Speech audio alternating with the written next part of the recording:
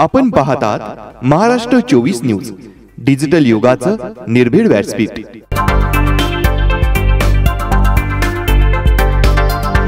आम्ही जिल्हाधिकाऱ्यांकडे MIDC कडे आम्ही जी दिलेली 1100 हेक्टर आहे तिचं ऑडिट करावं अशी आम्ही मागणी करतोय, परंतु हे अधिकारी किंवा प्रशासन कोणतीही दखल त्याच्यावर घेत नाही।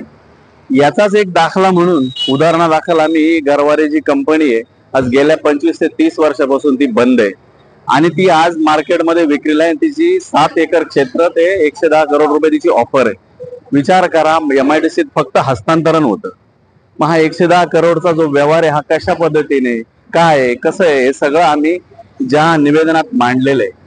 तर माननीय जिल्हाधिकाऱ्यांना आमची नम्र विनंती आहे की तुम्ही ह्या सगळ्या जागा पडलेल्या असताना, हे पडीत भूखंड असताना आज MIDC हे सगळा कारभार अशा पद्धतीने चालू आहे। एक बिल्डर पिंकेश शाह नावाचा बिल्डर अर्धी MIDC त्यांनी विकलेली आहे आणि याचा रेट मार्केटमध्ये 40 ते 60 हजार स्क्वेअर फीटच्या दरम्यान असणार आहे आणि हा सगळा ब्लॅक मनीचा व्यवहार आहे। आम्ही त्याच्यात विस्तृत मांडलेले बोगस कंपन्या दाखवल्या जाणार आहे आणि हा व्यवहार होऊन हे फक्त अधिकारी आणि गुंतवणूकदारांचंच पोट भरल्या जाणार आहे आणि तिथं हेच होणार आहे आणि याच्यातून उद्योग उभारत नाही, नवीन उद्योग